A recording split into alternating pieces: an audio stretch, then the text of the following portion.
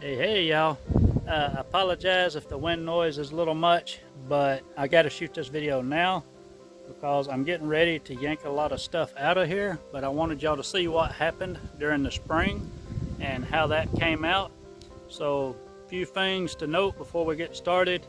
For one, this spring was really cool. It's unusual for us. Usually we would had some 90-degree weather pretty consistently by now, and we've been pretty cool all spring, which has been great for the greens and stuff, but it's sort of holding me back on some of my hot weather crops like okra and cucumbers.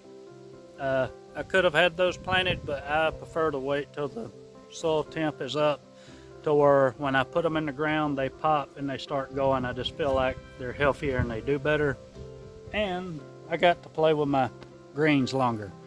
Another thing that's going on before I start showing you some of the new stuff that's in here, I'm doing the garden different this spring. So if you've been following along, you know that this garden is basically it's a miniature model of a market garden, because I want to do my own market garden in the future. So I'm practicing and trying to get some of my methods down, and that's what I've been using this for. So like you see behind me, these are 30-inch beds. One of the big things that I had been trying to get down pat was baby greens. And so I would plant this entire 30-inch bed in one thing, such as Mizuna. And now I feel like I've got that down. So I've quit doing full beds of baby greens, and I'm putting different varieties in a single row, because this is my personal garden and I get more variety. And I still have more of each thing than I can use anyhow, so that works out pretty good. I still have some stuff that I do need to get my methods down for that I haven't yet, such as making lettuce transplants and growing out lettuce and salanova. I know it sounds like it'd be just like the baby greens, but I think it's a little different. So I've got some of that started. Enough of me talking, I'll just show you what I've got here. So just a quick overview of the garden. I've got a lot of weeds in here, y'all. You know, if you want to give me a hard time in the comments, go for it. It's part of it's being busy and part of it's being lazy. And yeah, I've got to get that under control, or this is going to be not so nice. But let me show you some of what I'm talking about.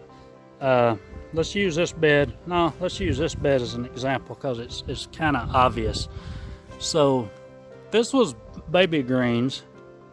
I would have probably, with the Jang cedar, I would have planted 7 to 9 rows of, say, Mizuna or something like that in here. But you can see I don't have as many. I don't know if you can see that is obvious, but I only did 5 rows per 30-inch bed, and I really like that. I like having that space. It's not maybe as productive, but it's way productive enough for me. And so what I did here is, like, this is actually Mizuna. This is red streaks, something I want to grow as an auxiliary green in the future, and we might as well taste it, because I don't think I've grown this since I've been doing the YouTube thing. So woo, it's hotter than regular Mizuna. It's got that horseradish. Woo, doggy, it's hot. That one does have some kick. If you like a wild salad, this red streaks Mizuna, and it's really pretty. It's really frilly and red and all of that, but it's hot. My landlord especially likes these wild salads, and I do like them myself, and it mixes in great. But I've grown this in the past, but I don't think y'all have seen it since I've started filming this stuff. But anyway, back to the row.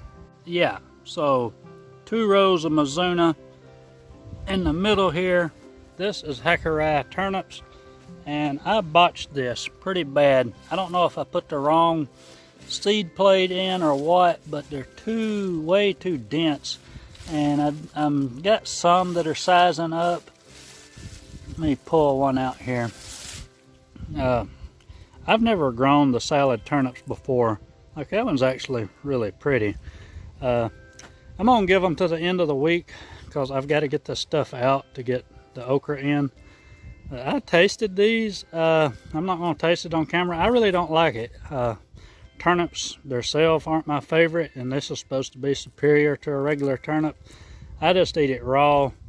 Yeah, maybe not my thing, or maybe I just eating them raw is not my thing. Maybe if I cooked it, it would be different. But yeah, Hecari turnips, that's new.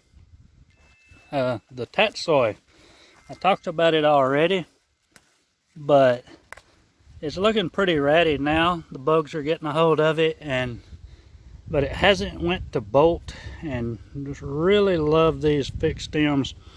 So with the Pak Choy this time, you know, I've always talked about Mizuna, and that's what this is. That's the plain Mizuna. I think I'm gonna replace the Mizuna with this. I mean, I can always go back, but this tastes pretty decent. It's not the greatest taste. It's not bad. It's just not anything special. I like the crunchy stems. I like how heavy it is and how just thick, and all of that is really, it's got some substance to it. And it's something different. I'm ready. I've done Mizuna for a while. I'm ready for something different. So I'm probably going to be growing this for myself and place a Mizuna and make some more room for other stuff. Other than that, I've got some French breakfast, and I want to show y'all something because I got another variety of radish over here, so we'll use the French breakfast as sort of a comparison. I may do a full review on this, I don't know, but let me show you. It is pretty cool. So look at the French radish. You see the leaves, you see the white tip and sort of the size. This is getting pretty big for a radish. These have kind of went past, or they're not past, but they're kind of maxed out. I'm gonna get those out of there soon. But let's look at it. French breakfast right here. All right, over here, let me find a good one. I can't remember the name of this, so I'll just put it on the screen. But I think this is basically a daikon type, but it's red. It's considered a half long. But look at that. Look at the leaves and look at the radish compared. I think this is a size that I'm supposed to be targeting. Inside's just white. These are spicier than the French breakfast, but my landlords, they started doing something last year where they looked online and they found recipes and they were roasting these radishes. So this is a good size for that. So I think it'll be excellent for roasting, but then they were taking the greens and braising them. I don't know how familiar y'all are with radishes, but the greens, this is kind of unique because I've grown a lot of different radishes and the tops are different from radish to radish, but with the red stems and that shape, the leaves aren't as hairy. Let me feel. Really don't have any hair on them, which a lot of radishes are kind of prickly like. That is a really nice radish. I'll put the name down below. That's Johnny C's. So that's new. So I didn't put these pavers here as a walkway, by the way. That was what was holding down my polylows, and I just put them there to get rid of them. But chard is still kicking. I don't know. I'm getting harvest from it, so I hate to rip it up, but I need the bed space. And I tried interplanting some things in between. We'll get close, but it was a miserable failure. So yeah, the rainbow chard is looking pretty good, but I did the Pak Choy and the red Streaks Mizuna sort of in the skips. Now I have lots of weeds. That's not great, but the other stuff, it just did really poorly. So yeah, part of that's my fault, and part of it I'm not sure what went wrong. Speaking of failures, or not complete failures, but planted carrots again, and this time I just put them 5 rows. I'm really trying to figure out how to space my carrots. All of my spacings, y'all, with the Jang cedar, I'm starting to question how I did it. I just sort of went by the book per se, and what I mean by the book is when I bought my Jang cedar, I bought it from Paper Pot Co. Curtis Stone and I think Diego Footer are in on that together. I guess it's pretty cool company, and I got the Jang from there, and I bought the package that had the plates in there, the different rollers, and Curtis has this really nice table on there that has all of the rollers and what you need for this crop or that crop. And then if you use it the way he has it, you can use the same gear ratio, and I don't remember what the gear ratio is, but you don't have to change it supposedly. And he has even how many rows you put in a 30-inch bed. And you know, I don't agree with the way Curtis Stone does everything, but I think he really knows what he's talking about on that. But if you've watched Curtis enough, you'll know that he always says it's all about context. So what works for him in BC and Kelowna, I think it's a high desert, arid climate. Anyway, his climate's totally different than this. His spacings aren't really working perfect for me on everything, so I need to start tweaking it. Some of it with the gear ratio so that I have them spread out, and then the rollers, actually, whatever he says to use on the rollers works just fine, but the spacings, I need to start doing some different things, and then how many rows I'm putting in the 30-inch bed. That's something in the next couple of years that I'm going to start trying to tweak and get perfect for me. Anyway, I got on a tangent there. I planted carrots here, and I didn't have great germination, but there's a lot of weeds in here, y'all, so it looks bad. But I had skips in here. There's 3 varieties of carrots, but I had a bunch of transplants that didn't have a place, such as my first Salanovas ever. So I just started sticking transplants in the skips, and they should come out about the same time as the carrots, or maybe even before.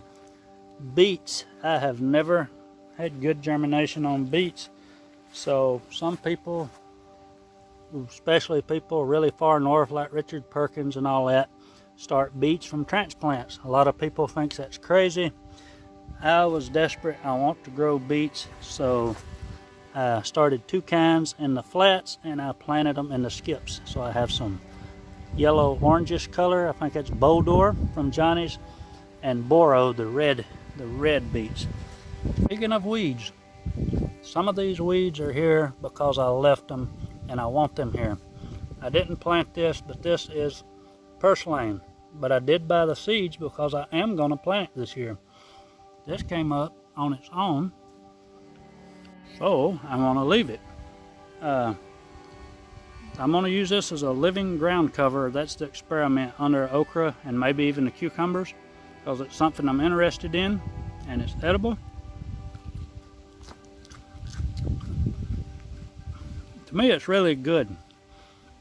Interestingly enough, it's got, I don't know how much vitamin C, but it's got a lot of vitamin C in it, and you can taste that. It's got like a citrusy, acidic taste to it. Really good. I've cooked with this stuff, and I've eaten it raw. So I'm leaving that in there. It may get in the way of other stuff, but I don't care because I like it. It's easy to grow, and I didn't have to plant it. All right, moving right along. We're running through this. So here is the bed of garlic. I don't know if y'all remember from last year, but one of my big discoveries was green garlic. It was an accidental thing that we figured out how good it was. And this year I had a bunch of the garlic cloves. I don't know what you call the individual pieces of the clove, but you know what I mean. They were smaller. They're not what you would plant when you want this big, beautiful bulb of garlic.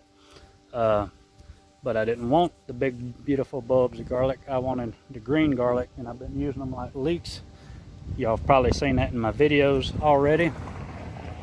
Car going by.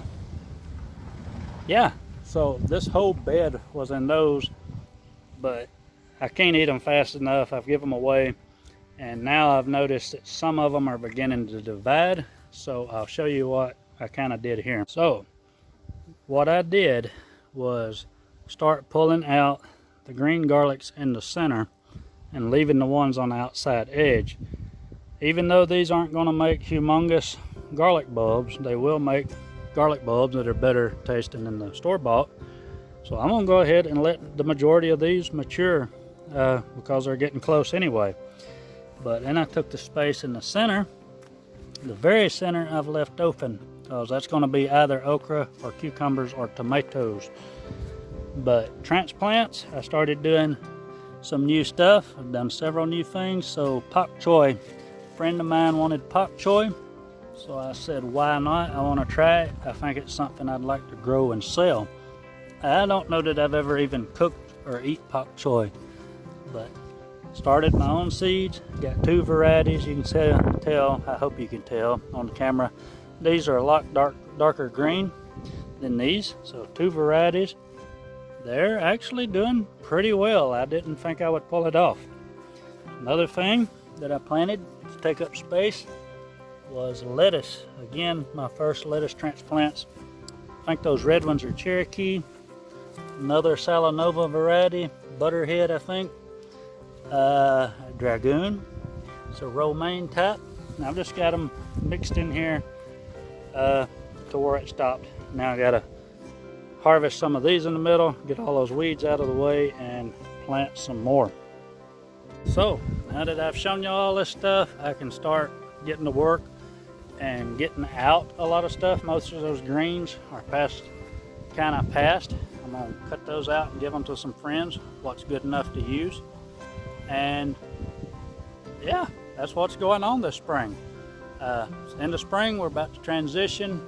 Next week, I saw some 90s in the forecast, so it's probably about to start getting miserable here. So it'll be time for okra and cucumbers, and tomatoes are the big things that's coming on, and some other stuff I'll show you when it gets here. I've got more new stuff coming on. So as you can tell, this is going away. I'm getting even a little more hippie with this garden than last year. It's probably going to get pretty crazy in here this year, so y'all keep watching, see what I do.